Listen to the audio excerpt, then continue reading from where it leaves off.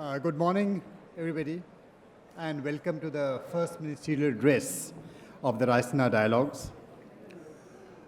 And this morning, we all have the privilege of having with us the Honorable Minister of External Affairs, Government of India, Srimati Sushma Swaraj ji.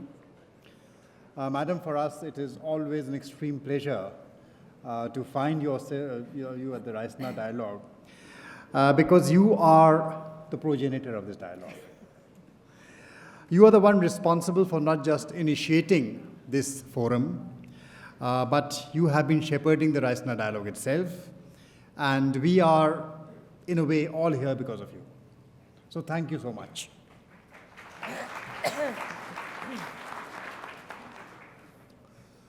So therefore, it is absolutely in the nature of things that the first ministerial address should also be yours at the Raisina Dialogue. And as the theme of this dialogue goes, yes, we are in times of uncertainty, and given the constant, the flux of the times, the 21st century will more and more belong to the knowledge networks we create through forums like these. And therefore, the importance of this great initiative which the Ministry of External Affairs took in creating the forum, a global forum located in India. How do I introduce someone like Madam Sushma Swaraj? I mean, she has been in public life virtually all her life. 3 times elected to the Legislative Assembly, has been in Parliament 7 times, has handled all kinds of portfolios, I&B, health in the earlier NDA government, and now Ministry of External Affairs, where she has brought a different kind of focus, a focus where we found in the last 4 or 5 years how the thrust of India's foreign policy changed to become far more engaged with the world, and more importantly, the integration of India's own domestic priorities and needs with its external affairs policy. So that was a big difference which has come. You find in India far more engaged and far more cohesively engaged with the rest of the world. And it has been done in all possible ways, in the big things as well as the small things, whether it is reaching out to the Indian diaspora, to the common public, using digital media, using transformative technologies to get through to people, and getting people involved through public diplomacy in the day-to-day business of foreign policy. So those have been tremendous stellar achievements, Madam. Thank you for distinguishing yourself also as India's first digital foreign minister. And that is the outreach which we've been speaking about. And all this has been complemented by an understanding that has demonstrated that how this role can also be carried out with firmness, efficiency, effectiveness, and yet always, with that trademark, understated charm and grace that she brings to her job, which makes her also the most loved minister. Over to you, Madam. Thank you, Sanjay.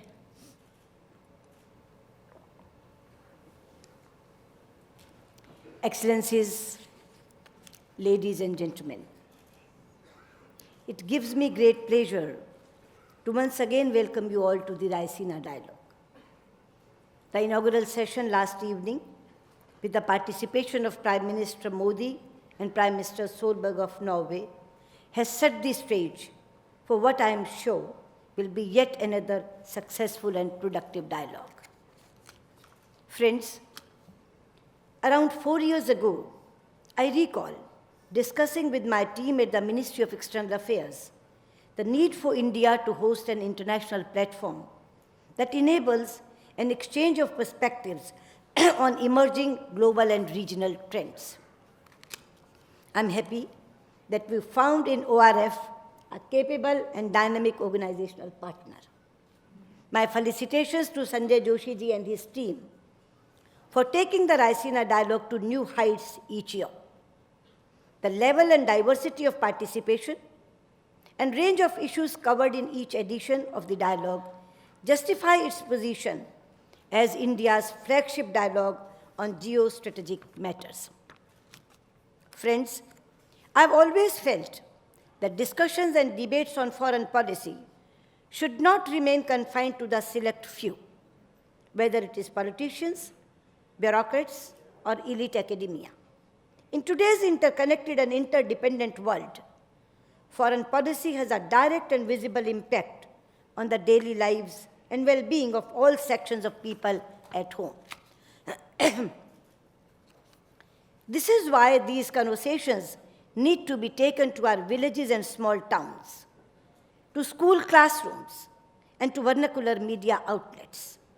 This is the only way to evolve a well-informed and democratic approach to foreign policy that takes into account the voices of all stakeholders.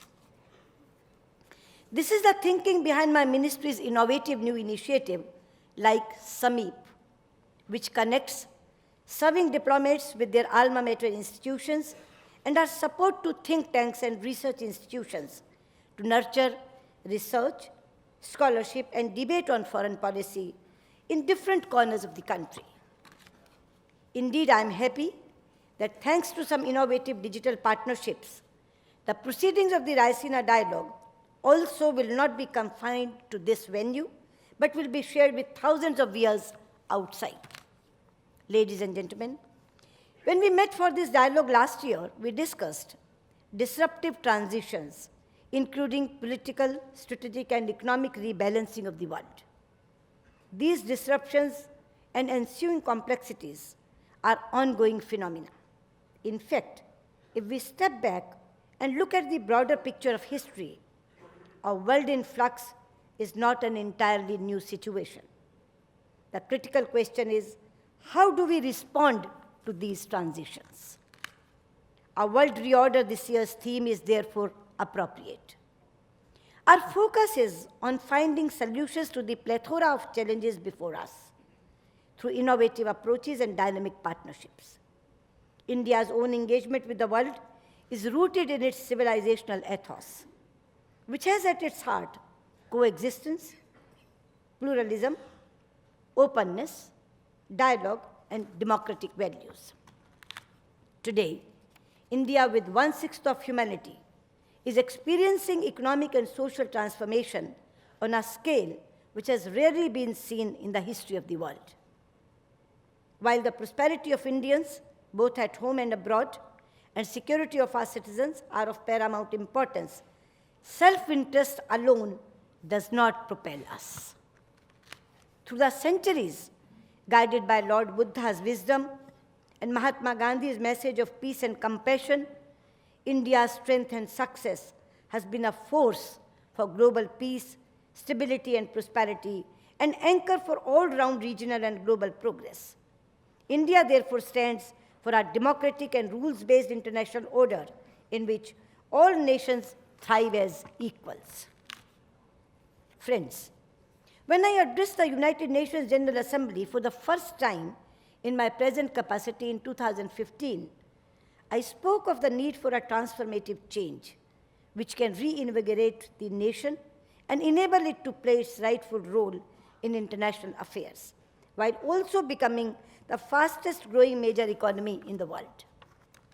In the past 4.5 years, this comprehensive and energetic renewal of India's global engagement has been founded on the motto of Sabka Saath, Sabka Vikas, an emphasis on the welfare of all. There are 5 key elements of this approach, which I would like to mention here without going into too much details.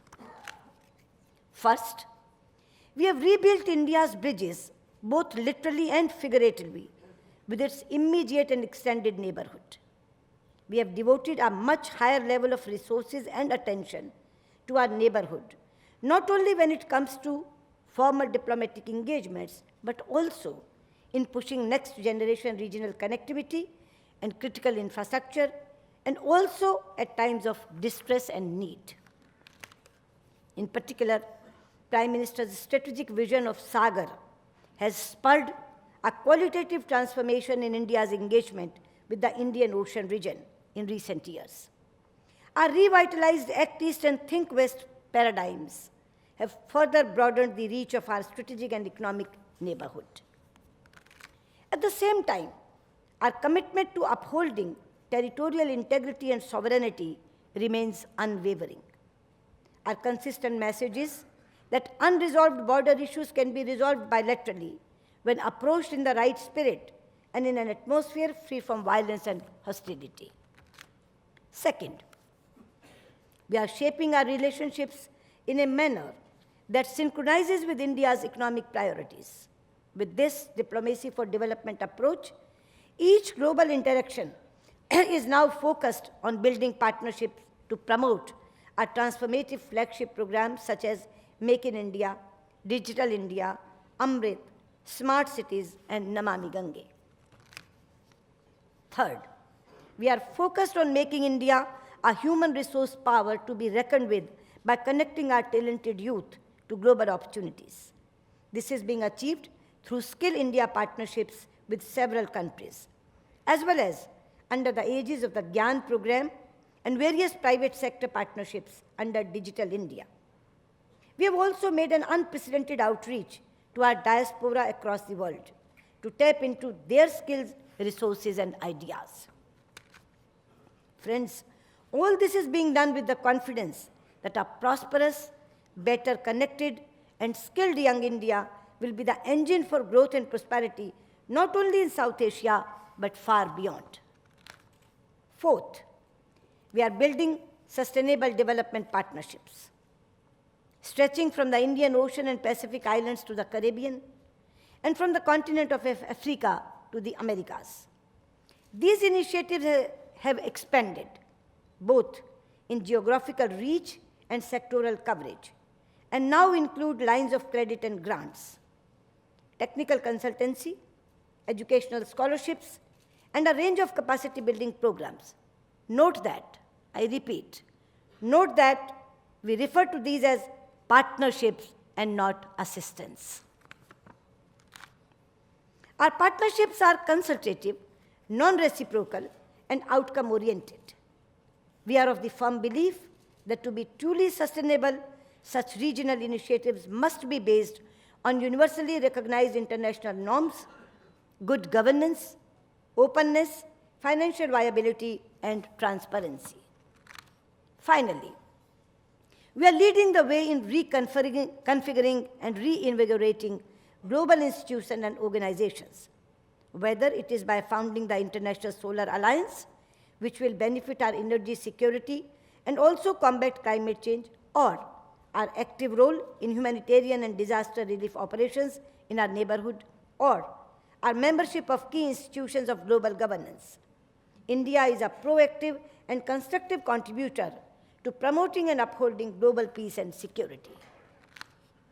Friends, with its unwavering belief in multilateralism, India speaks not just for itself, but also for the cause of justice, opportunity, and prosperity around the world.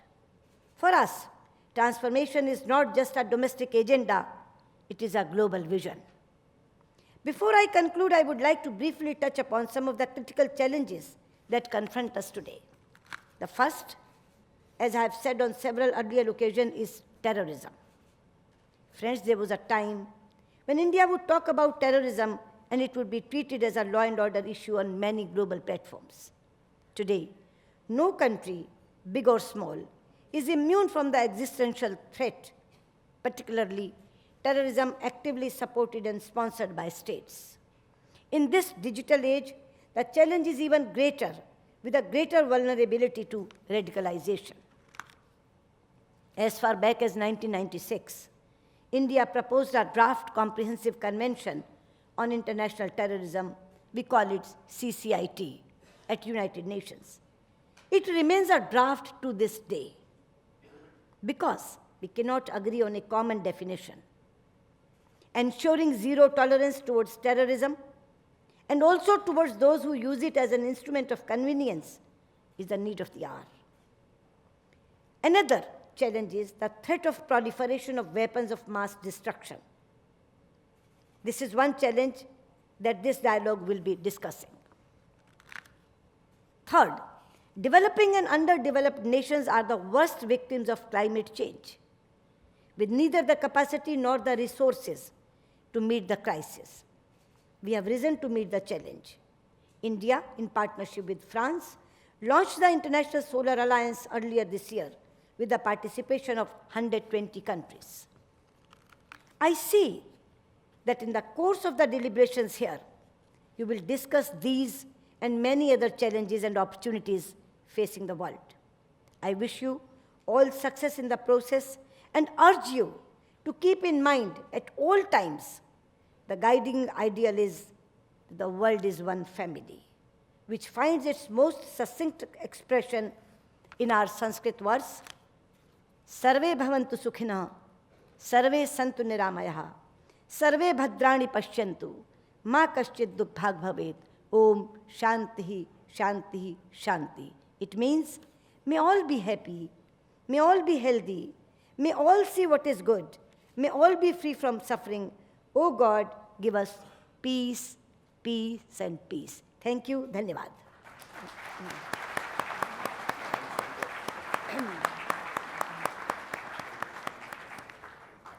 Thank you, Madam. This was, I think, in a sense, the distillation of India's foreign policy in this very short 15 minutes, which the Minister did for us, ending with, of course, India's vision of straddling differences, bringing differences together, the unique strength which India brings in the whole idea of Vasudev Kutumbakam, the one family that this world is.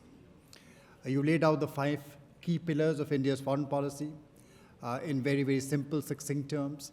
I don't think anyone could have done this better. Thank you so much, Madam, for being with us today. May I now ask Samir, Madam, there's a special a side event which we'd like to do with you because you have been part of the Raisina Dialogue. We'd like to honor you today for being a part of this Raisina family, being the creator of this Raisina family. So Samir is coming with a small memento, a token to honor you.